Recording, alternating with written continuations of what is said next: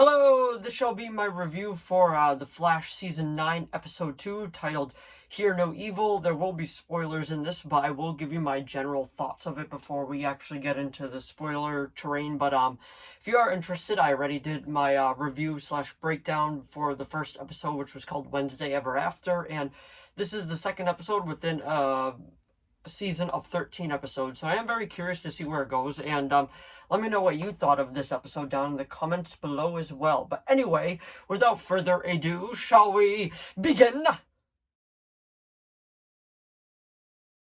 So, The Flash Season 9, Episode 2, titled Hear No Evil. So like I said right before, I will give you my spoiler-free thoughts on this episode, and then we'll actually get into the spoiler-filled part of it, because there's a few things I want to talk about, but it does kind of dive into spoiler terrain, so we won't get into that right away. But well, just to start off, this whole episode kind of had just like an ominous feel to it. I'm not really sure why, because they didn't really pay it off at all, but pretty much where spoilers for the last episode, so if you haven't seen that episode yet either, just click off of this video right now and go watch that one. But anyway, we open up right away with where the last episode ended, which was meeting the new Caitlin Frost, aka her new name, Snow.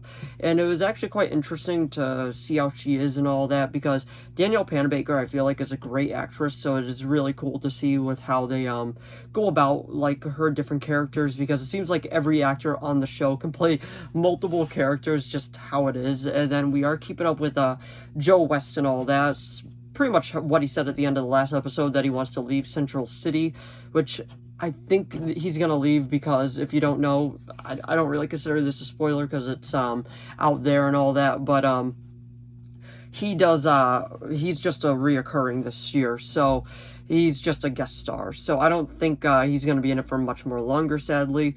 And just overall, I thought the episode was just okay. If I would have to rate them, I would say the first episode was better out of these two so far, just these two.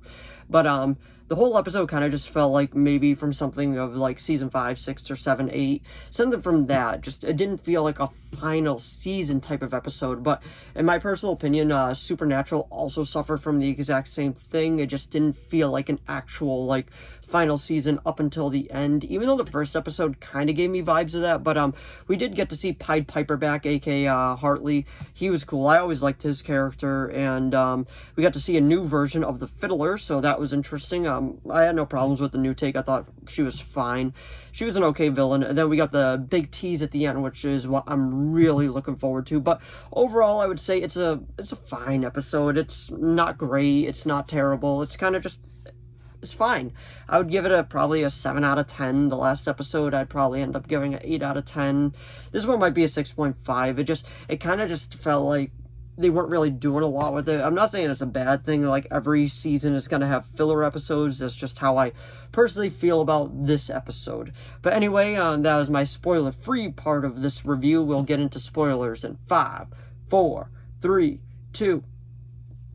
So, the main thing I want to talk about is the post-credits scene, which we see the Fiddler and Captain Boomerang just together in the same warehouse that we saw Captain Boomerang in last time, right before Red Death appeared. And then Red Death appears, they make their little contraption, and it goes flying down on her. And this will be spoilers if you don't know, like if you haven't seen behind the scenes, if you haven't seen any of that. So, here's your warning now. This could be spoilers if you don't know anything about this.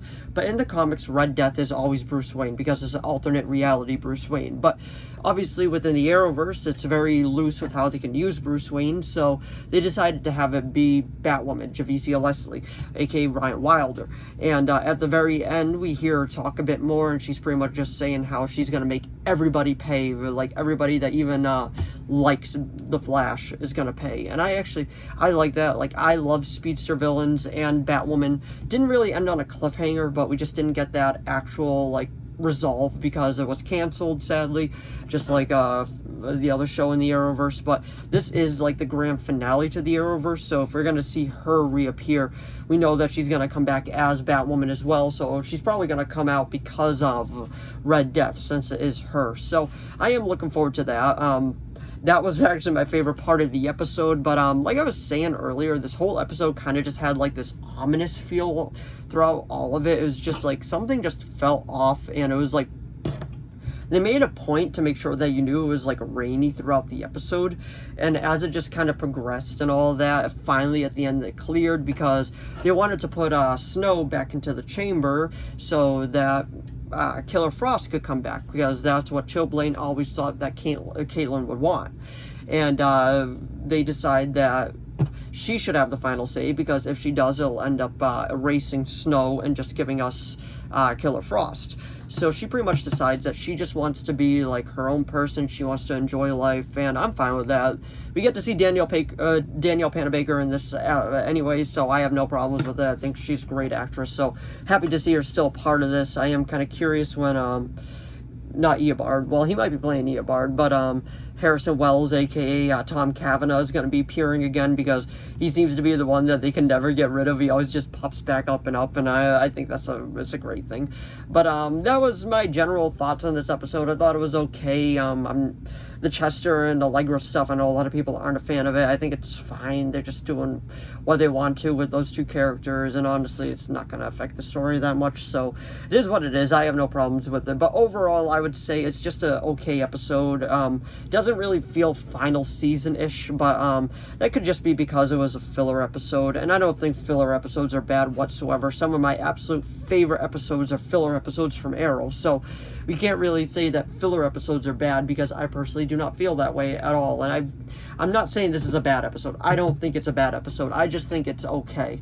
Like I said, it's a 6.5, maybe 7 out of 10. But within the Arrowverse, that's not bad. I'll still probably end up rewatching this episode, because like I said, it just wasn't bad. It just didn't feel final season-ish. But anyway, that was my review of The Flash Season 9, Episode 2, Hear No Evil. So if you enjoyed this video, please give it a like and a subscribe so I know to keep making more of these. If you have any video requests, please leave them down in the comments below. I'll do my best to reply. As of now, I believe I have 2 video requests, and those will be up whenever I can get to them. Like, they are being made. Just give me a little bit of time. I will be going to see Ant-Man and the Wasp Quantumania, so once I see that, I will be doing a review video for it as well. And let me know what you thought of The Flash Hear No Evil, because I'm kind of curious what a lot of people thought about this, because I feel like this might be one of the more diverse episodes, but I don't think it was a bad episode like I was saying earlier. And if you are into WWE, the Elimination Chamber starts Saturday, and I'm looking forward to that as well. Let me know if you're going to be watching it down in the comments below, and let me know if you watch WWE as well. But anyway, thanks for watching as always, and I'll see all of you in the next video. Bye!